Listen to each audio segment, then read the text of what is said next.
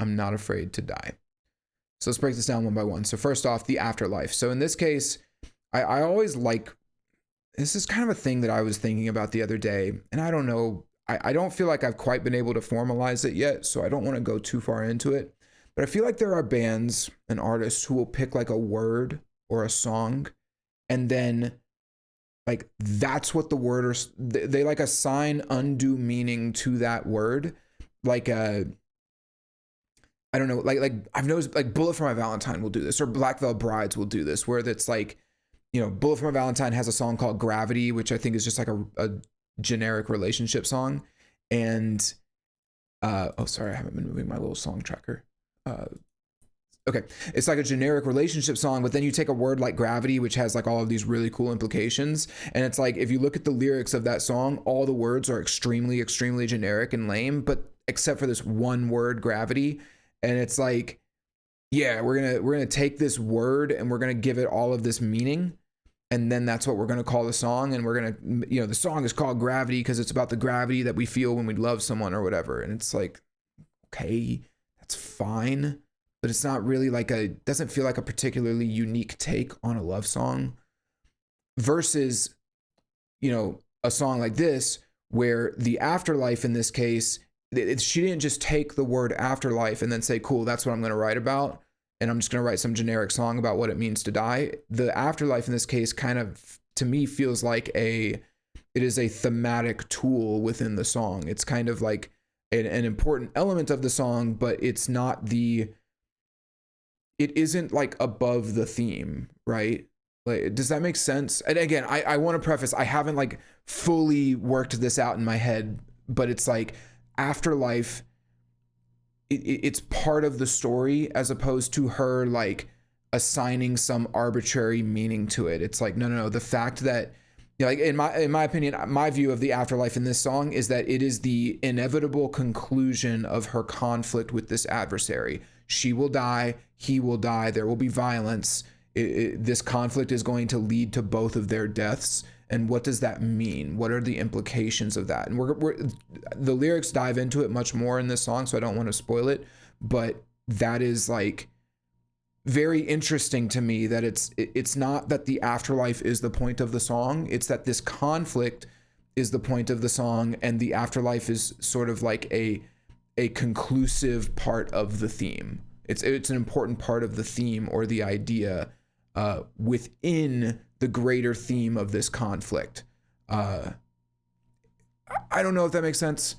Let me know if you know what I mean. You know, it's kind of like maybe another good example would be like pop songs, like where they just use like a word like bubbly, or Colby Calais, like realize, you know, and I just realized. It's like you just say that word over and over again until it kind of loses its meaning. And it's like, well, what'd you realize? Well, I realized I liked you. It's like, is that really worth calling the song Realize? I mean, does that really have like a whole lot of depth to it? Like just giving that one word all this meaning? Anyway, let's move on. I just explained what I think of that word afterlife. I think it's a really cool word, and it has like thematic value within the song. So then she says, save me from this pain and fill the hole inside. This is a little meh, but it does work. And it actually does give us some background as to why she has this enemy, right? So it kind of explains her side of the conflict. Whoever this person is, this enemy, they have hurt her deeply. They've caused her a great deal of pain, and actually left, you know, that metaphorical hole within her. I know we've heard this many times in other songs, but again, this at least gives us her perspective on the conflict. The next line is sort of a natural progression of that. She says, you wonder why I'm all out of tears to cry. That makes sense. You know, obviously this person caused her a great deal of pain, and she's cried in the past, but we are at the point where like there's no more tears. We're taking action. Like we're addressing this conflict now.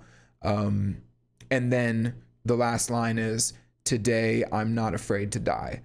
So I think that this is yet another turning point in the conflict, kind of like how we, you know, when I thought, or where it seemed like she was retreating as we went from the verse into the pre-chorus, And then it turns out, no, she was telling her adversary to hide.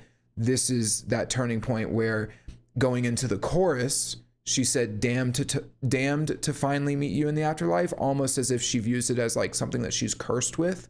But now she's found a little bit more resolve by the end of this first chorus. She is actually okay with dying. She is okay with meeting him in the afterlife. She's not afraid to die. So yeah. Very cool. Yeah, I mean, we just have a really nice story developing here. We have a fairly normal perspective of someone who has been wronged severely, and they want revenge. They have, we're not quite at that point yet, but they have a very serious problem with this enemy, with this adversary, to put it lightly.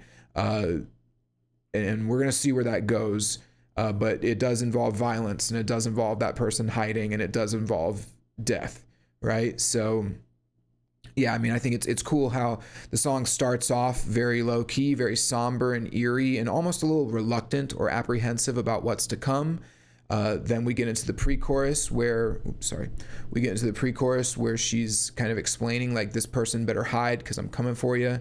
And it just feels like I'm cursed, but this is inevitable. And now it's not only inevitable, she's almost welcoming it. She's welcoming this conflict. She's not afraid of it anymore. So yeah, we're already in a very different place by the end of this first chorus than we were at the beginning of the song. Super cool. Super, super cool. Let's see where it goes.